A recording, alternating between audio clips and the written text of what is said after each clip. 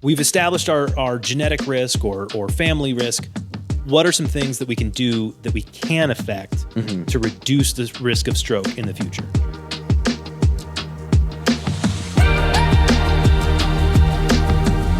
This is Generation Health, a weekly podcast where we bring you news, cutting-edge research, and time-tested best practices for living a long, healthy life. Sitting to my left, Mr. Dante DiMatteo, strength and conditioning specialist, registered pharmacist. How are you, sir? Doing well. How are you, Tyler? I'm fantastic. We are alone, just the two of us, because our third musketeer is not feeling well. His voice did not return, and we didn't want to stress him out anymore. He needs to heal and get better. So on today's show, we're going to talk about cholesterol. We've got listener questions, stroke, all sorts of fun stuff. But first, I've actually got two unrelated questions. The first one, the one I had planned, is other than right now, in what historical era would you most like to have grown up in? Oh, man.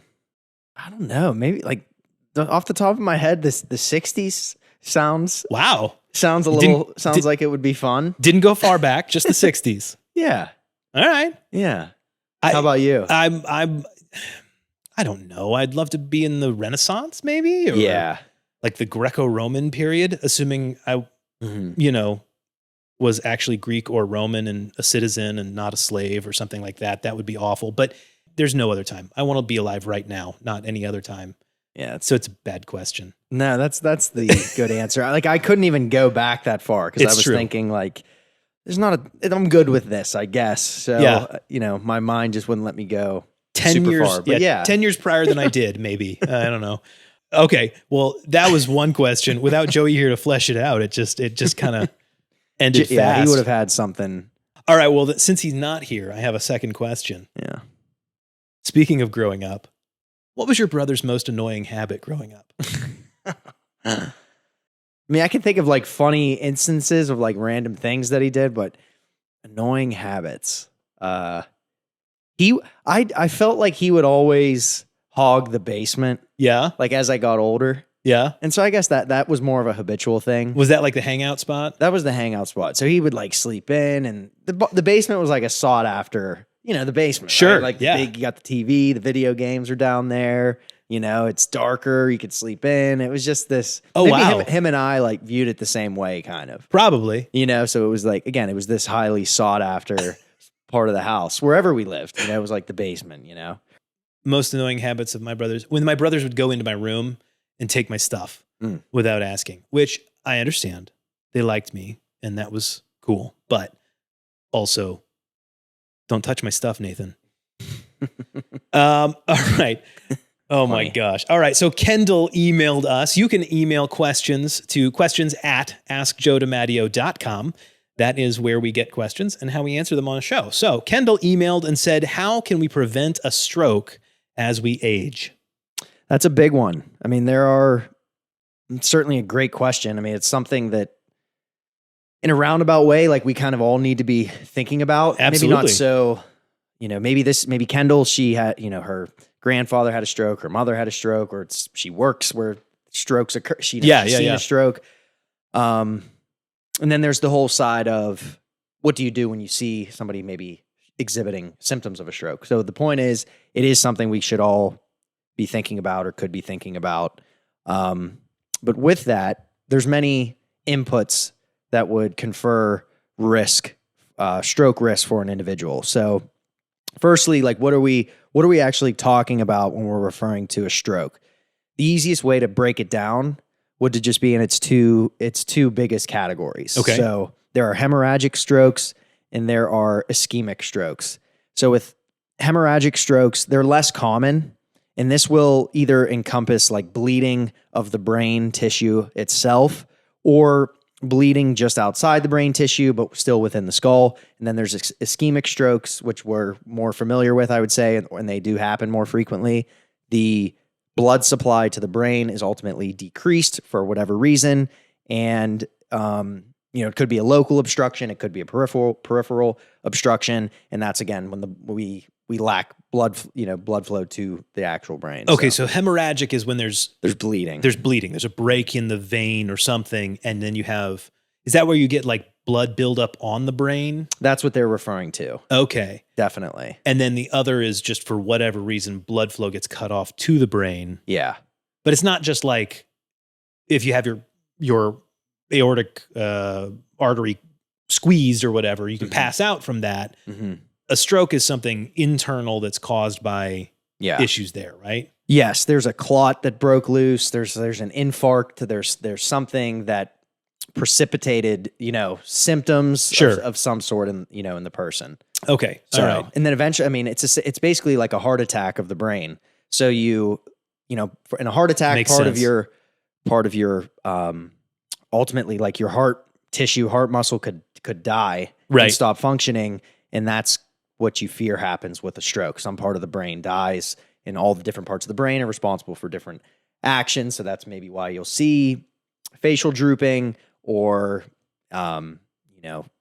changes in cognition or whatever it is. There, it just depends on where it's happening, right? Which type of stroke happened. There might be different different symptoms of each of those. And then ultimately how you treat, because one is an obstruction, right, of blood flow, and there's a decrease in blood flow, you're going to treat that differently than you would if there's blood on the brain. Got it. We're not going to get into all that. Yeah. But it's just important to know that those are two very distinguishable things. And so there are some different causes and such for each of those. Okay. So you said not hemorrhagic. What was the other one? Ischemic. Ischemic. So that's ischemia, the more common. Yeah.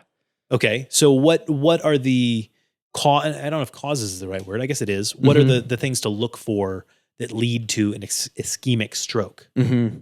Yeah. So that's the big question. So the easiest way to then classify this would be into, if you're looking at any guideline or any textbook or any, American Heart Association write-up, they're going to split these causes or risk factors in non-modifiable risk factors or modifiable risk factors. Sure, yeah. So when we're talking about non-modifiable, we're obviously saying things that you're born with, you don't really have a whole lot of ability to change those. Right. So age, that's one glaring example that, the risk of having a stroke approximately doubles with every decade in life after age 55. Okay. So you're not going to be able to turn the clock. You can do things that turn the clock back, but you can't, you're not going to change that. Right. I found this one interesting. Low birth weight there's an association there. Wow. But you can't change how, which you were born.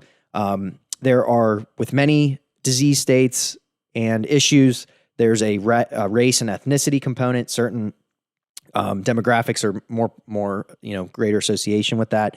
And then, of course, there's a multitude of genetic factors that are at play as well. Sure. So the genetic component of stroke, as with many things, there's a laundry list of ways to unpack the genetic part. Right. But I think the take-home message there would just maybe be having a feel, if you could, for mom and dad's history, grandparent history. Is there a history of, atherosclerotic cardiovascular disease? Is there a history of ischemic stroke, hemorrhagic stroke? I mean, if there's some way that you can find those out, that at least helps you talk to, your doctor that you've established a relationship with or whoever. So it's not that you can do anything to fix those things. It's just that if you can be aware that they're a risk factor for you, you can take action on the things that you can fix. Always. Yeah. That's always, I think that's a theme. Yeah. That's a theme here with a lot of what we've talked about. So that's a good way to sum that up, I would say. And then ultimately, yes, there are some other tests, and now there's a multitude of genetic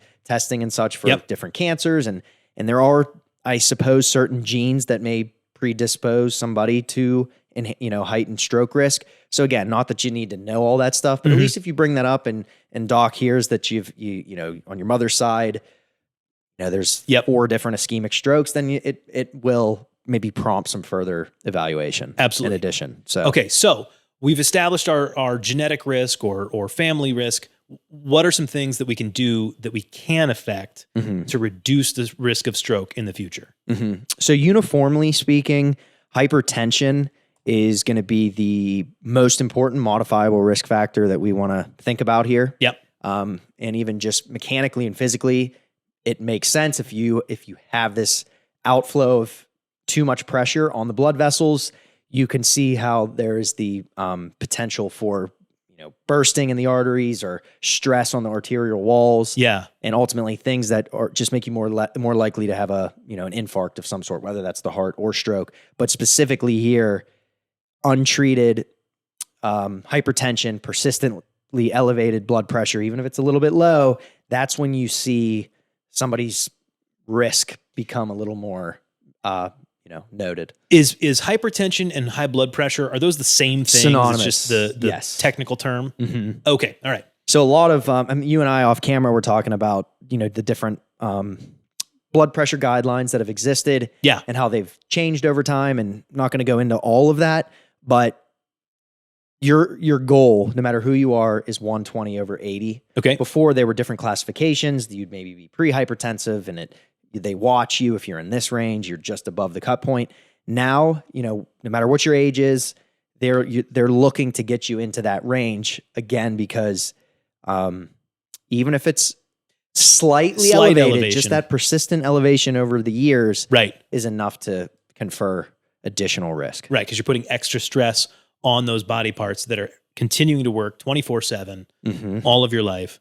And so any excess pressure, obviously the more the worse, but that makes sense. Okay. So Exactly. That's so a big one. The old information of, well, you can be pre-hypertensive or whatever, that's not a thing anymore. Right. And they still might call it that. Like Yeah. they still may, depending on who you're dealing with, they still might classify it that way. But regardless, if you're above that cut point, there's going to be a conversation about maybe additional lifestyle modification, additional treatment. Right. Again, because we know for sure the quicker you can get that under control, the better. Got if it. we're talking about stroke risk reduction, Okay. that's the name of the game. All right. So the biggest thing is make we sure can't say it. Yeah, that your strongly enough. hypertension, your blood pressure is down. Okay. Is there anything else? Yes, we have a bunch. Do we? We have a bunch. Brilliant. Yes. Lay it on me. So we'll get through what we can, and I think I kind of have them in order, I guess, of most of importance. Sure. Give me like a top three. But then you're kind of splitting hairs, I think. So the next one is physical inactivity is another. There's a large association with stroke. And again, we're not always just looking at strokes specifically. Right. She's asking about that. Yes. That's why we're answering this question. Yes. And I think people might think, oh, this sounds like with the same risk factors for a heart attack. This might sound like the same risk for coronary artery disease. Like this might sound like Because it is. Because it's a lot of these things, they overlap. Yes. So physical inactivity, we bring it up time and time again. Yep. There are specific goals, and there are some specific cut points with certain amounts of aerobic activity that may confer benefit, or certain intensities that might have a little bit more of an implication. But I think the easiest thing to go back to is just looking at the physical activity guidelines that are currently out there that we do reference periodically. Yep. Because if it's like we're saying something different for stroke and it's a little bit different than physical activity guidelines, then it's like, I'm not so sure that does any good. So the goal, regardless, you want to shoot for 150 minutes plus of moderate activity per week. And then you want to shoot for those 2 days of muscle strengthening activity per week, whatever that looks like for you. So we've talked about that a lot. Yep. Something to get your heart rate up and something to make your arms hurt. Exactly. Got it. So, and the last point there, physically active men and women generally have a 25 to 30% lower risk of stroke or mortality than the least active percentile of people. That's a lot. That's not a small amount of reduction. So yes, we're talking about modifiable risk factors. You can put that up towards the top of your list, no doubt. Cool. All right. So what else? We got hypertension, physical activity, or inactivity. What else? Yeah. So the next one would be dyslipidemia. Okay. And so that's a fun word. Yeah. So we're talking about cholesterol. Oh, so we are going to talk about cholesterol. Yes. So this is another big one, and when we're talking about atherosclerotic cardiovascular disease and its risk, cholesterol is a huge part of that. It's a controversial part of that. Yep. There's a million types of cholesterol, but the bottom line is there's a clear relationship between stroke risk and dyslipidemia. It's a little more complicated because they're there's actually an increased risk in ischemic stroke whenever total cholesterol is elevated. And then there's actually a greater risk of hemorrhagic stroke when it's too low. It's worth noting, but it's not really going to change what your clinician is doing as far as lowering your risk for ischemic stroke. And this is, I guess, kind of where maybe the genetic component will come in. Yeah. There are certain things that may predispose somebody further for hemorrhagic stroke. But again, these are just things like I feel like we have to just put in there. But I don't want this, but if we take this out of context, that's where the problems are. So in context, we have to mention it. And I have a whole blurb here about that, but I think maybe we'll just keep rolling. For most people, hemorrhagic is not the threat. For most people, ischemic is the greater threat. And so for most people, you need to reduce your dyslipidemia. Right. The last point that I'll maybe add to that, and I don't know why I didn't mention it sooner, the risk for hemorrhagic stroke is higher if your total cholesterol is lower, especially if you have uncontrolled hypertension. So that's sort of the makes sense. That's the final straw, so to speak. That's the main thing. So it's not just the cholesterol, but especially if you're like in this subset of the population who has very low cholesterol. Yep. And you just so happen to have the uncontrolled hypertension, which is the top of the line risk factor anyway. Specifically for stroke. Yes. Yeah.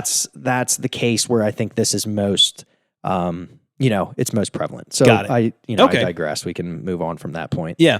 Anything else? Yeah. So more about cholesterol. The goal, non-HDL cholesterol, you're shooting for something less than 130 milligrams per deciliter, just to put a number out there. Yep.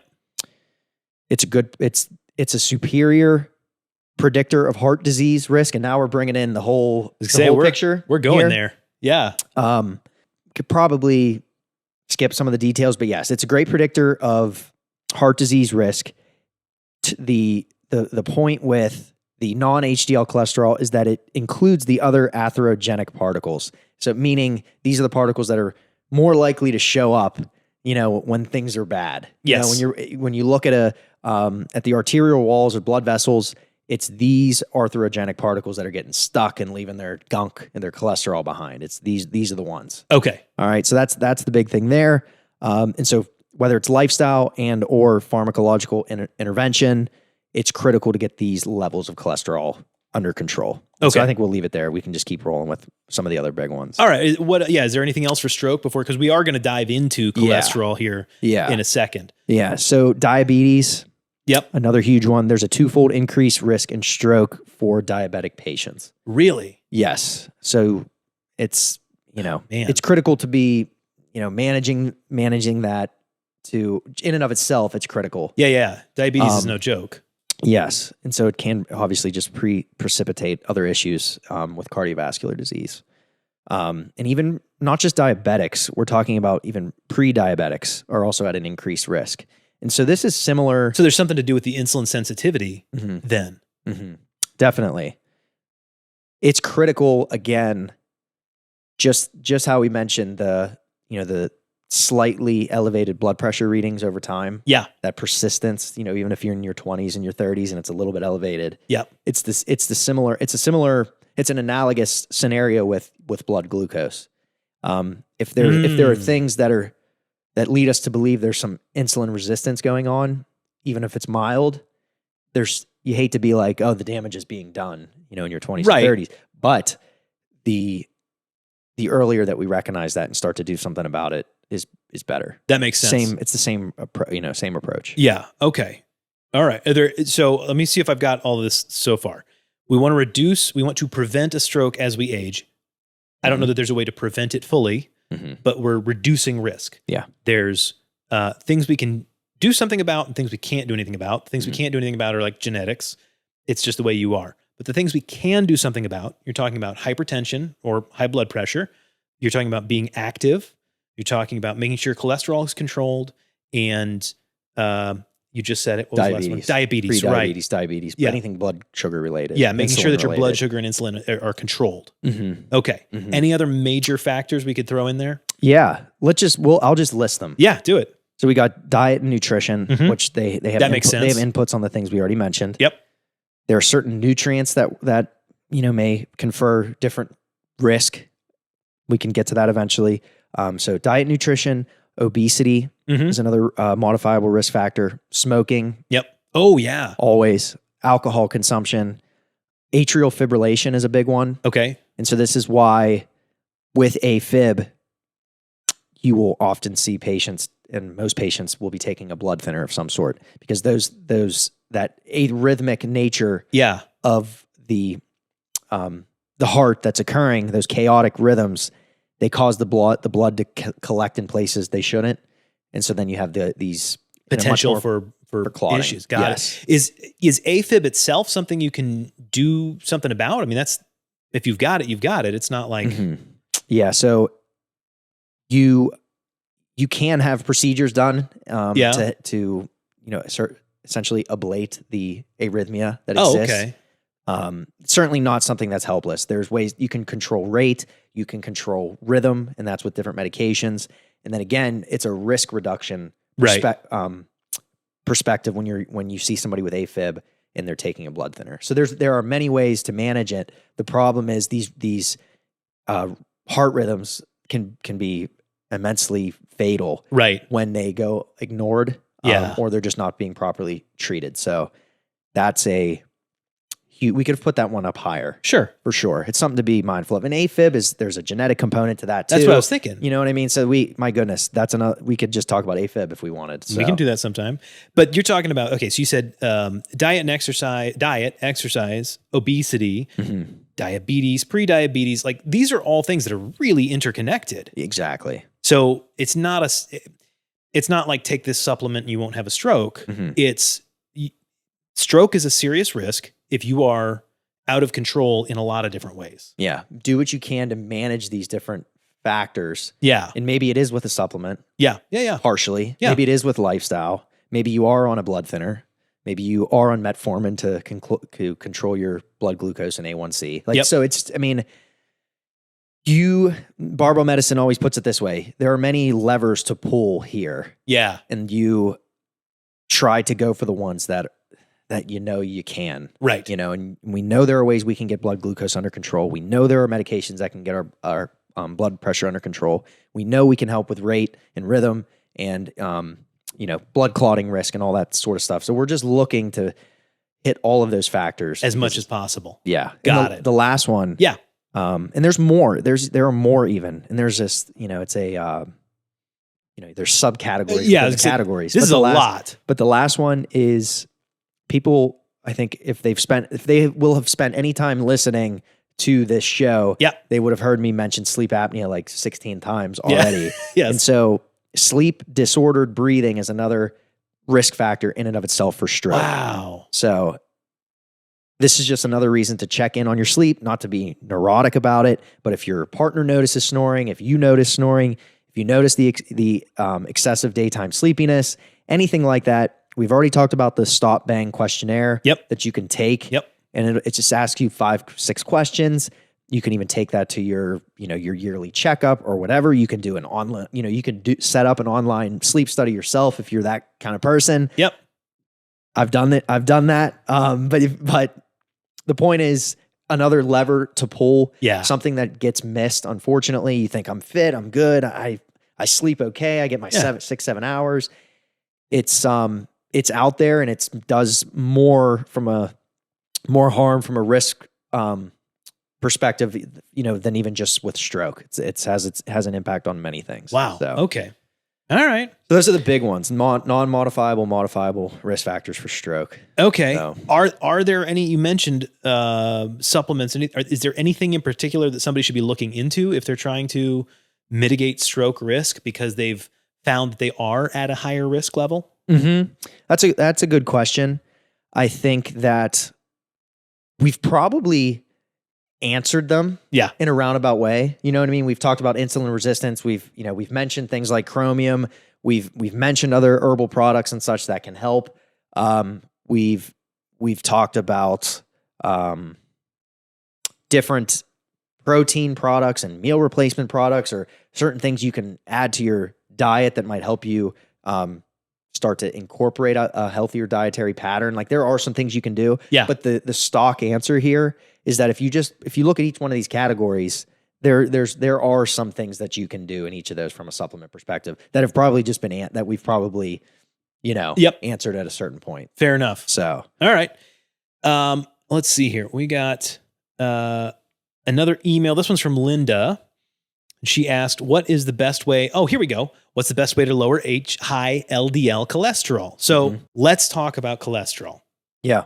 I learned a lot just from reading up on this stuff. And it seems like our knowledge of cholesterol and risk factors and all that stuff is actually changing more than I realized it was. Yeah.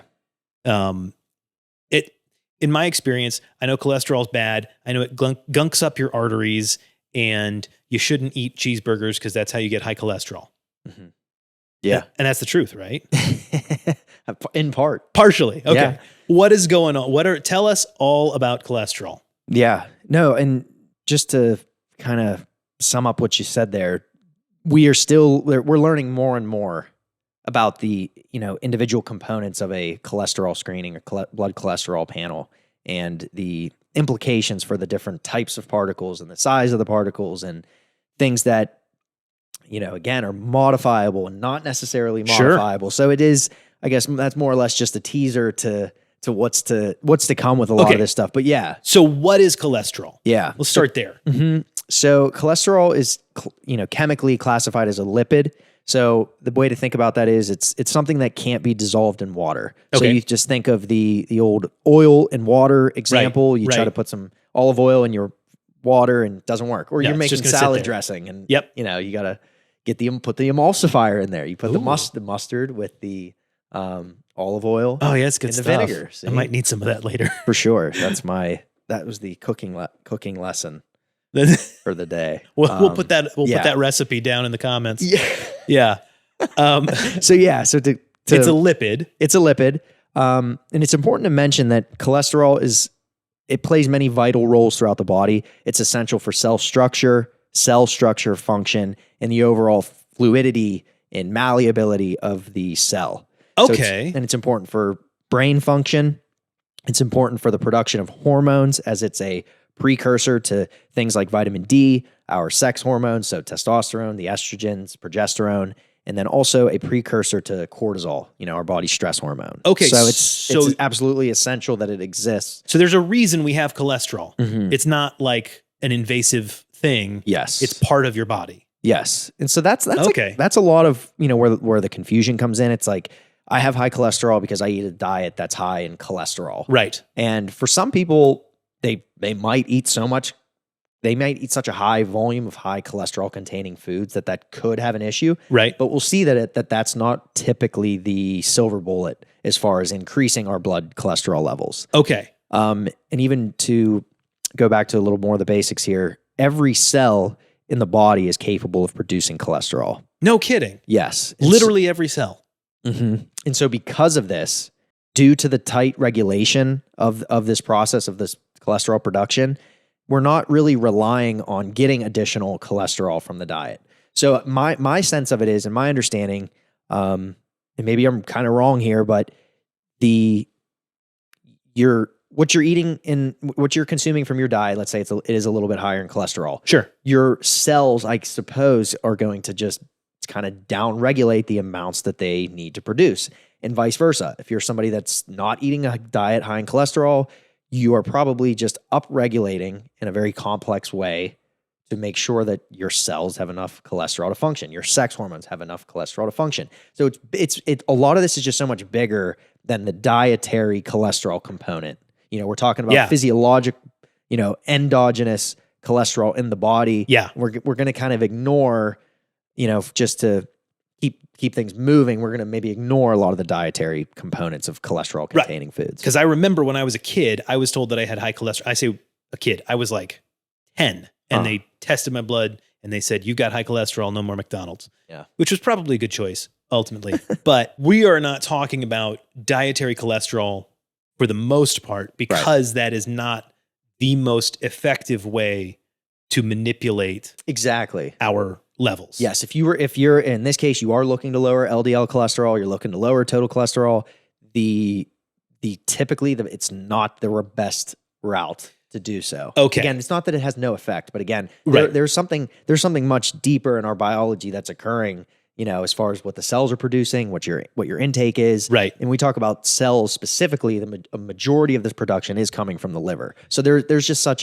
there's a feedback process that's occurring, and for some, it eventually becomes dysregulated. But again, in a perfect world, right. Got it. Okay. So every cell in the body needs cholesterol. Every cell in the body is capable of producing cholesterol. Cholesterol is a precursor to hormones. Yep. It's used for, you said, the brain health, and it's used for all kinds of things. Cell structure, literally the physical makeup of the cell, needs cholesterol.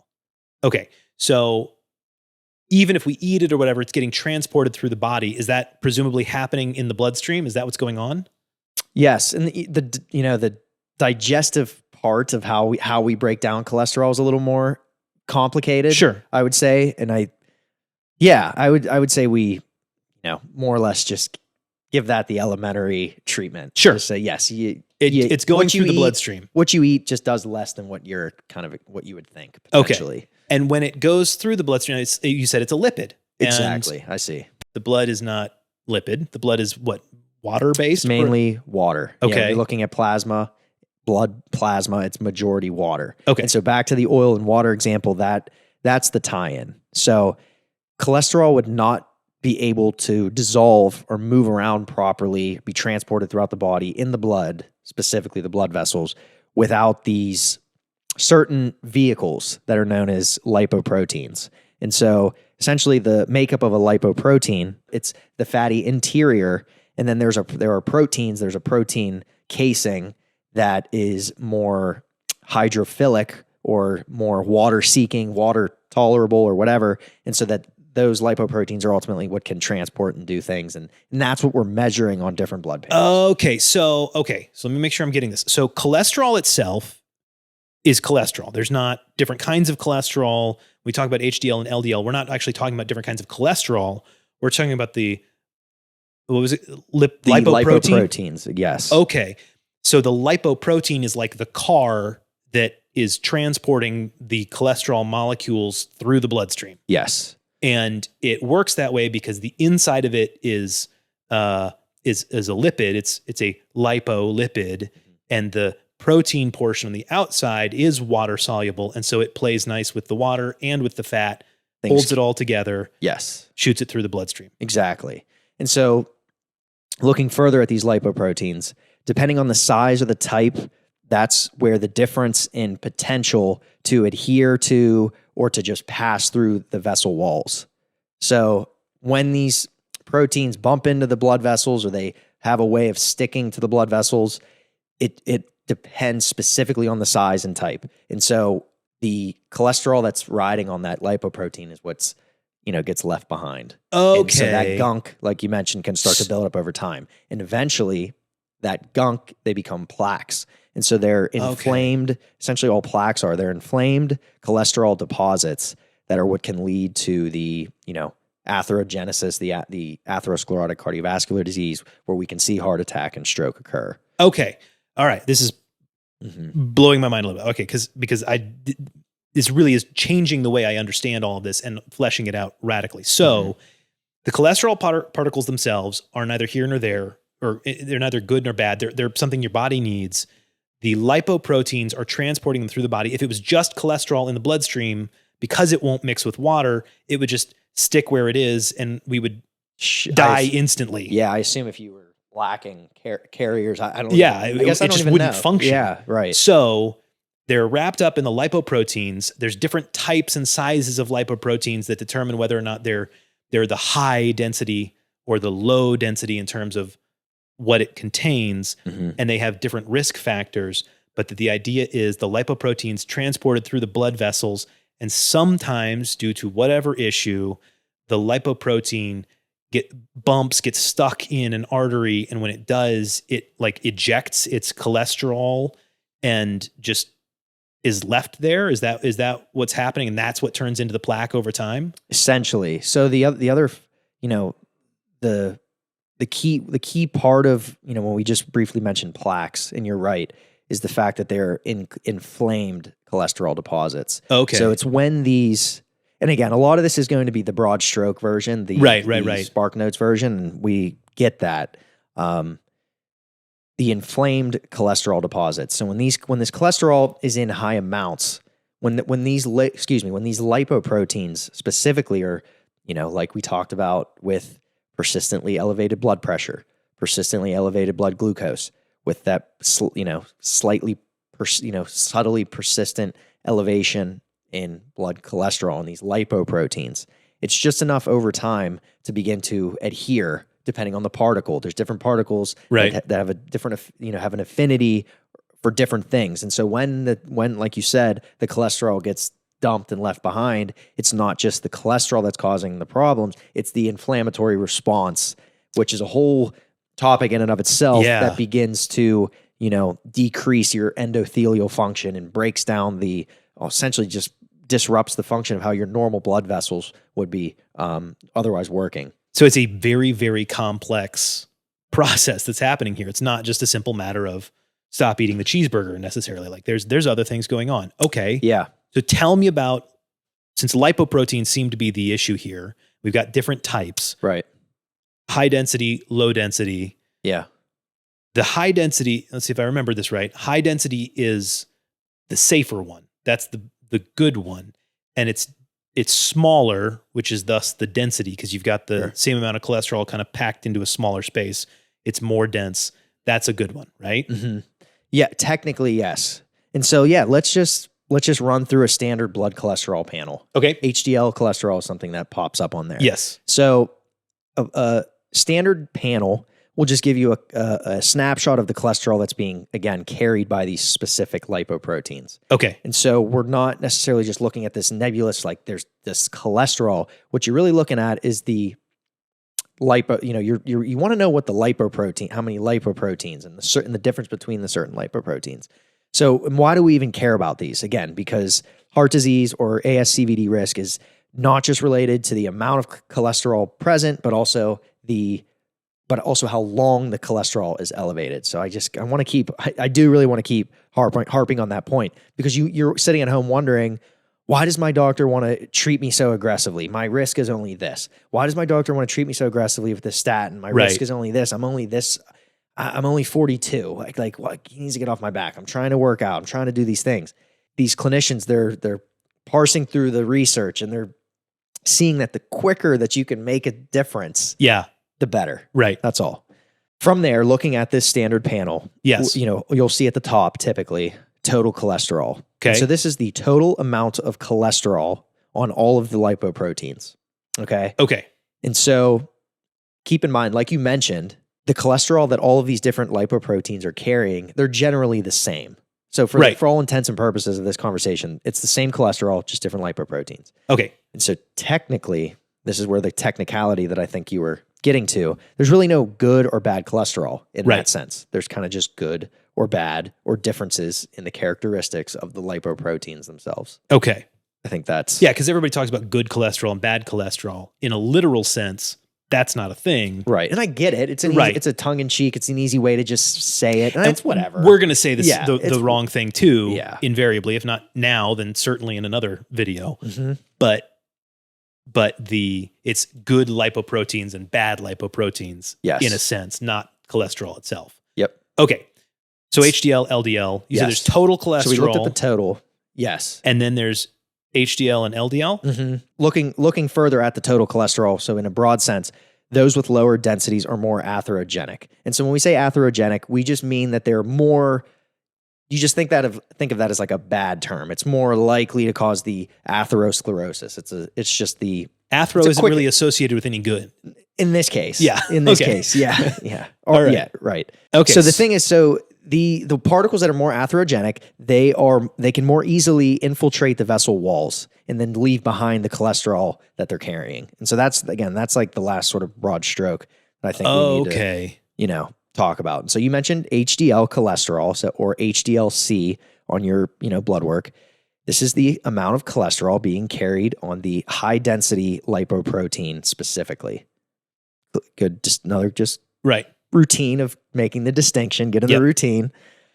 higher-ish concentrations of HDL cholesterol, they are associated with a decrease in ASCVD. It's not a causal relationship, and we know this because we've tried different medications that have the potential to raise HDL, and from an outcome perspective, they're not doing as much as we maybe thought. Right. So there's an association, but we're not, I think at this stage of the game, again, I'm not a PCP, I'm not a cardiologist, but from what I'm seeing and reading and listening to, you're not typically seeing treatment to raise HDL. You're more worried about lowering the other stuff that we'll get to. Okay, so HDL is good, but it's not, you want it higher, but it's not something that you're necessarily going to be taking a medication or taking extreme measures to raise your HDL. Conversely, the LDL, that is something we're going to take action on.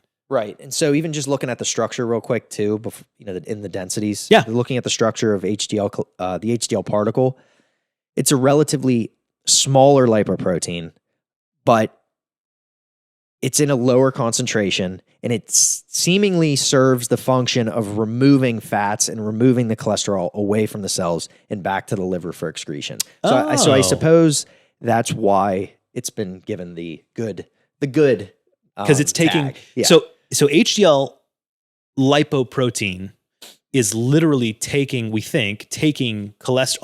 cholesterol out of the body.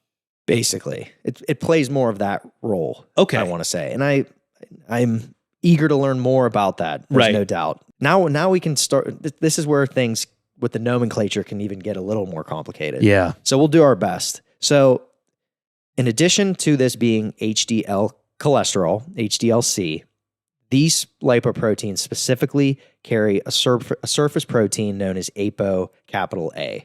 And so we don't need to go down the rabbit hole there, but you might hear it, you might read it, you might see it. It's ApoA, and you'll see why we're emphasizing the capital A. Because there's little A's and big A's and this, and little B's and big B's. Yep. It's just, that's the distinguishing characteristic, in addition to its density, of the HDL lipoprotein is this presence of an ApoB big A. And so I think there's a lot of research to be done there, just more or less for distinguishing different things. Sure. So now we'll go to LDL cholesterol, or the low density lipoprotein cholesterol, LDLC. This is the amount of cholesterol being carried on the LDL specifically. This one has an affinity for kind of getting into those arterial or venous walls. So this is where we term it the bad. This is where you've seen bad cholesterol. Yes. Triglycerides also pop up on your standard blood cholesterol panel. It's another form of fat specifically that's being carried on lipoproteins. Okay. Now, triglycerides are being transported around and used for energy. You burn triglycerides just moving around. Like it's just part of metabolism. Okay. The biggest thing here, and we're not going to maybe focus a ton on triglycerides. It's not that they're not important. They are. Right. But when they're elevated, they carry their own separate risk basically for heart disease, nebulously speaking. Wow. So, and there's dietary inputs, there's alcohol inputs, there's, the link of hyperinsulinemia. It's just, again, just a prime example where we could pull in 50 different things here. Yeah. We mentioned this already, but non-HDL cholesterol is a calculation that will pop up on the cholesterol panel as well. Non-HDL cholesterol. Non-HDL cholesterol. So you get your total cholesterol number, and then just subtract your HDL cholesterol, and that's your non-HDL cholesterol estimated number? Exactly. Okay. And so you're probably wondering, like, well, wouldn't this just give us LDL? What else is in there? Right. And so basically, this is where things break down a little further. There are ultra low density lipoproteins. There are very low density lipoproteins. There are intermediate density lipoproteins. Oh, wow. And so I suppose that it's, when you're looking at non-HDL, it's a better reflection of those atherogenic lipoproteins. You're getting a better snapshot than just looking at LDL-C. I was going to say, is the very low, the ultra low, are those even more atherogenic than your standard LDL? I believe that they do have the potential to be. Right. I don't know exactly. Okay. To be honest. Yeah, I would have to see. Yeah. I think it's just more of the conglomerate of those lower density, lipoproteins that you're worried about. And again, this is a good example of something being tied back directly to outcomes. So we can just say that looking at non-HDL there's just a better, getting this under control just gives us we're more confident in saying that we can reduce risk of these events if you just get the non-HDL cholesterol under control. Okay. You know what I mean? I think that's absolutely. That's a good way to put it. And that's a really good point. Our goal is to help people live better longer. Yes. So this isn't about hitting a number just because you want to say you hit a number. What did it mean? The whole point is to reduce your risk of atherogenic cardiac events. Yep. Got it. Yep. Yeah. But I think you're going to see, I think the next logical step here is ApoB. And that's where I think you're going to see some of, maybe you have a different conversation with your doctor, or you see something on TV, in the newspaper, whatever, talking more specifically about ApoB. Okay. This, just like we talked about ApoA. Yep. So ApoA was the one on the HDL lipoprotein. This is the protein that's on the LDL, all of the LDL, all species. of the non-HDL. Exactly. All the LDL versions. So you can test either the concentration of these particles. You can test the number of these particles. Yeah. And from those, just based on listening and reading from those that know much more than I do about this, I think it's even preferred, if you can, to try and get a measurement of the number of particles that are present. I think this just can help. This is just, again, it's something that they're better able to predict your risk if you have that information. Got it. I'm not the one treating you, but I think if you go in equipped with this knowledge, you can understand it better when you're dealing, hashing it out with your doctor. Okay, so ApoB, big B. Yeah. And that's the protein on the outside of the LDL particles, all varieties. Yeah. Okay. I want to get to while we're talking about BBA. Yeah. I want to get to LP little a. Okay. But before we get there, yes, let's just talk about what can cause the changes in the stuff we just talked about. Okay. All right. Sure. So again, we're dealing with biomarkers. We're not just changing the number for the sake of changing the number. We want outcomes. So how does this happen? There's genetic causes that can cause abnormalities. There's familial hypercholesterolemia. Yep. Which there's a threshold of LDL cholesterol that they'll look at that might lead them to believe you have that gene. So something that, again, but you're better off knowing that sooner than later. Yeah. There are even elevations that are like genetically related that are more subtle than this familial hypercholesterolemia. So I mean, your example, you had persistently elevated cholesterol when you were a child. It's my family. Yeah. Yeah. Maybe you didn't have the FH gene, or maybe you did, and it was just a little more subtle, and like your levels weren't 200 or whatever. Right. So that's again, the genetic stuff, man. It's interesting, but it's not my bag. Well, and there's not a lot you can do about it. Yeah. Other than to just know treat it early, so that you can take action on other things. Yeah. And then also we look at dietary causes. This is what can be a little controversial for some people. But we're not looking at dietary cholesterol. We're looking at specific fat sources. Okay. So you're not talking about reducing cholesterol in your diet. Yep. You're talking about all the other things that affect the way your body deals with cholesterol? Exactly. Okay. Exactly. And so hit me. So specifically, there's good evidence to say that replacing high amounts, like super high intakes of saturated fat, replacing that with unsaturated fat sources can decrease your risk of ASCVD. Okay. Okay. Saturated fat is the solid kind? Pretty much. Like the fat that's on a steak, or the fat that's whatever at room temperature, it remains solid, versus unsaturated fats tend to be like nuts and seed oils, and not seed oils, that's a bad thing. But and even, man, I mean, we could definitely maybe break some of that down further in another setting as well. Sure. I'm just trying to make sure I understand what we're talking about. For sure. And even just from the, organic chemistry perspective, it's just, when you're talking about saturated, unsaturated, trans fats, you're talking about the placement of these double bonds. Okay. In the way that the carbon atoms and the hydrogen atoms are situated. So that when we're talking about just why they're named what they are, that's where that comes from. You know? And again, but then there are, in addition to those, the organic molecule, there are physical properties then that also are different. Obviously, and because they have a different effect on the body. Yes. Okay, so you were saying reduce saturated and increase unsaturated. Yes, it's all about what you replace it with. Okay. So there's a lot of this gets lost in the weeds. Well, I'm just going to reduce saturated fat because, they told me to. But then, you're not replacing it with whole foods. You're not replacing it with, not the store, but you're not replacing it with minimally processed foods. You're replacing it with cereals and white breads and refined sugars and stuff that, causes, a whole host of other issues. Or there are even, there's the whole argument that not all saturated fats are created equally. Sure. So instead of demonizing one nutrient, that's not what we're trying to do. It's that we know for sure that if you're eating exorbitant amounts of saturated fat, watch that. Right. You know what I mean? At least know maybe what your blood work looks like, whatever. Or your family history, all this kind of stuff. Also, if you are somebody who prefers higher saturated fats, you like your red meat, you like chicken, whatever, you need to make sure that your dietary pattern is high in fiber. A dietary pattern that's low in fiber, we see this increased risk of ASCVD and high cholesterol. Okay. So huge. And so instead of, fixating on a number, ideally you want to be above 30 grams a day of fiber, but instead of fixating on the number, by just increasing the amount of minimally processed foods, that right there alone is probably going to push you above 30. So eating above 30 will help reduce your cholesterol. That's massive. Okay.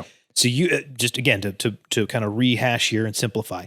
You're saying if we need to bring down cholesterol, one of the things we can do is reduce saturated fats, those being especially in highly processed foods. So like hard sausage or something like that where it's been processed maybe with nitrates and whatever else. Yeah. Salt, tons of salt. Yeah. You're reducing that, but you're not replacing it with Twinkies and Ho-Hos. You're replacing it with chicken or fresh red meat or something like that, where it's still saturated fat along with high amounts of fiber. Yep. If you're going to eat a high saturated fat, you must have high amount of fiber. Yep. And the unsaturated sources are huge. More salmon, more nuts, more avocado. Just to piggyback a couple ideas there. Okay. So, and then also there are even studies showing that there are certain dairy saturated fats that have that are less likely to cause these atherogenic particles to accumulate. So the point is there are multiple types of saturated fats, and I think we'll get to that one day. Yeah. But the point is there's a little more to this than just slapping blanket labels on. Yeah, things. it's nuanced. So for sure. Okay. So the other couple things would be just a couple other lifestyle factors. So we talked about carrying excess body fat in a variety of other contexts. You can measure your waist circumference, and then you can reference something on Google Images, or we can post something that will at least allow you to maybe know where your body fat percentage is without thinking you got to jump in the, a special in-body scanner or something. And the point is, there are the way in which you accumulate body fat, a lot of times matters. And there's associative risk there with maybe where you're accumulating the body fat, the visceral adiposity that makes a difference as far as reducing risk. Smoking and nicotine is another huge one. Okay. Smoking in and of itself associated with lower HDL cholesterol and independently increases risk for heart disease. Smoking is associated with lower HDL and increases heart disease. Yep. And strokes. All of the Since above. we talked about that. Yeah. Yep. So smoking's a real bad idea. You shouldn't do that. Yeah. Yeah. And so there are also medications that can increase your risk for, elevated cholesterol levels. Oh, there are certain beta blockers that can increase LDL and lower HDL cholesterol. Those maybe you want to talk to your pharmacist about. So just make sure that if you're on multiple drugs that you're sure. And this is a risk factor for you, you need to make sure that everybody's aware of what's going on. Sure. And a lot of times in these metabolic syndrome instances, they will already might already be being treated for, hypercholesterolemia or whatever. Right. Dyslipidemia. Another one, anabolic steroids. We know for sure this can cause a marked increase in LDL cholesterol, and also decrease your HDL cholesterol. There are certain immunosuppressants. If you've had a kidney transplant, liver transplant, those medications have an impact. But again, we're not telling you to stop these meds. We're just being obviously for the sake of completeness. And Joey mentioned, shout out Joey. He mentioned, we were talking about thyroid. Thyroid hormones, they play a role in cholesterol homeostasis. So ultimately, it may influence the amount of cholesterol that is secreted in the bile. So all of that's to say, if you don't know you have hypothyroid and you have not treated it and you're not being treated, your cholesterol could be elevated partially because of that. So addressing the hypothyroidism can help, get your cholesterol into a better range. But just another thing to look out for. Just another thing to look out for. Got it. Yeah. All right. So finally, and this is not going to be a part of your standard lipid panel, and that's what we've built this conversation around. This is something that you might want to ask your provider about, and you'll see why. Yeah. This is lipoprotein little a. Okay. LP little a. So it's not that this is necessarily new. That's the one when it's written out, it's LP and then like parenthesis. Exactly. Little a. Exactly. Okay. Yep. And so while not new per se, it's another specific lipoprotein. It's a subset of LDL. It's another lipoprotein being linked independently to atherosclerosis and related diseases. So most notably, and I learned this from the Barbell Medicine guys, the European Atherosclerosis Society released a consensus statement regarding the LP little a, and ASCVD and aortic stenosis. So all of that's to say, there's big overarching body of very smart people who create guidelines and they look at different treatments and different this is causes. All they do. They look at cholesterol. This is what they do, and they don't come out with consensus statements every 2 weeks. Right. Consensus statement is something that they've built over time. Yeah. And they're not just going to come out and say it until they know for sure that this is going to impact clinical practice. Yeah. So I think this is only a matter of time before it affects how American physicians are practicing. In summary of this consensus statement, they feel that there's strong evidence for a causal association between LP little a concentration and cardiovascular outcomes in different ethnicities. So this association is continuous at low levels of low density lipoprotein cholesterol. So even if your LDL-C is low and your LPA is elevated, you're at an increased risk in and of itself just because of that. So typically for most people, it'll be corollary, like your LDL-C and your LP little a will track pretty closely together, but there are some people there's divergence that are divergent. Yep. And so even if your LDL-C is low, you still might have LP little a high, which means you're still at a high risk. Right.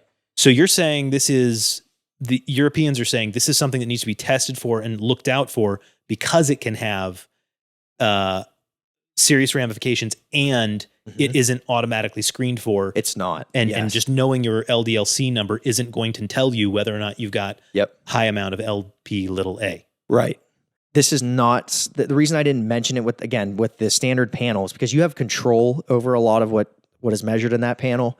Unfortunately, with intensified lifestyle modification and risk factor management and medication therapy, unfortunately, you don't have much control over this LP little a level. Okay. So that's the key fact. And so what stood out to me about this consensus statement is they also recommended that this specific lipoprotein should be measured at least once in adults. They're recommending just like broad scale screening of this molecule. And it's not really being done at all at this point from my limited purview of clinical treatment. I've never had that number given to me. Yeah. And so I think they're still grappling with a lot of what's happening. And there are different medications in phase 2 and 3 trials looking to try and lower this amount. Okay. But the point is, as we talked about non-modifiable risk factors, you don't really have much control over this. Okay. So LP little a, it's a non-modifiable risk factor at the moment. It's genetic, I guess. There is a specific gene. Okay. Yes. Oh, wow. So we know exactly which gene it is. Yes. And they still, in this LP little a, it still contains an ApoB.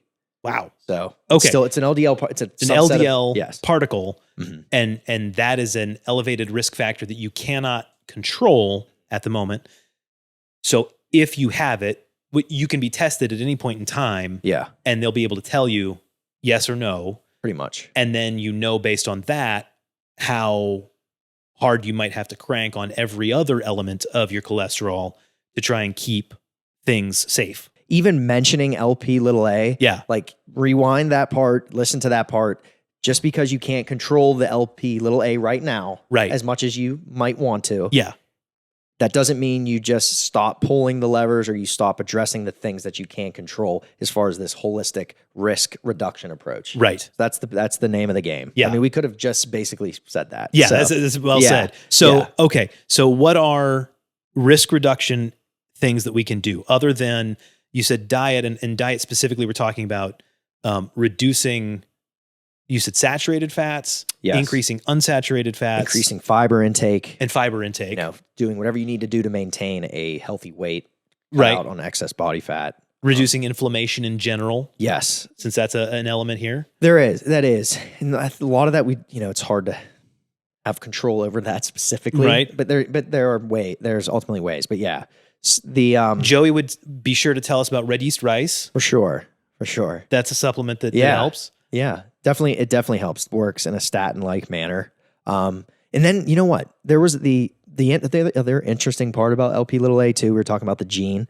So and this is not to like end with a somber note, but by age 2, the LPA gene is fully expressed. That's the gene that leads you to, let's say, have a high or low LP. Yeah. By 2, you kind of know what it's going to be like. By age 5, Lp(a) is getting pretty close to its highest point that it'll ever be in your life. Wow, which is interesting. Yeah, it doesn't change over time. Yeah, it can become more increased in time, but I think that's why they're recommending screening kind of whenever, and it's just that it's not it's not going to change that much, so you just need to know it, and you don't have to keep remeasuring it because there's not this multitude of ways to really change it.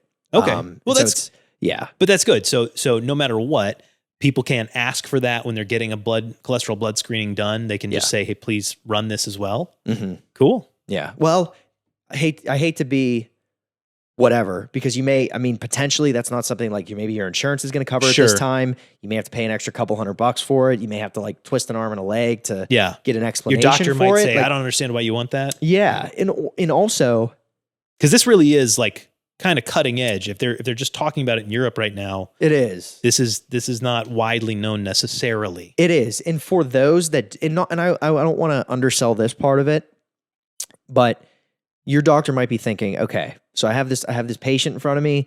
We know their non-HDL cholesterol is elevated anyway. We know we may not really be able to do much with the Lp(a) at this moment in time.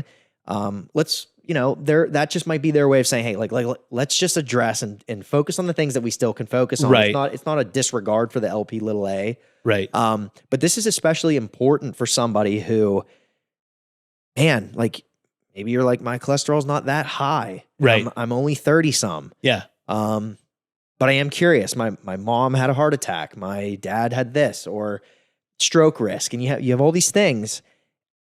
This seems as though it's worth knowing. Yeah. There's a lot of things like over screening. This brings about that whole issue of like maybe over screening for certain things. And I'm getting the sense that this is not something that's being over screened. Right. And if it is something that can predict your risk of cardiovascular disease or high cholesterol independent of your non-HDL, then I assume this is going to just keep building in popularity and prevalence. Makes sense. So, man, there's so much there. You guys should probably listen to that episode a couple times. That's all I'm saying. We wouldn't mind. All of the products that we mentioned are available on our website, askjoedimatteo.com. That site is also where you can sign up for our mailing list, find out when things go on sale. You can find out about new episodes of the show. You can find past episodes of the show. You can find classic episodes of the radio show that started all of this, Ask Joe DiMatteo.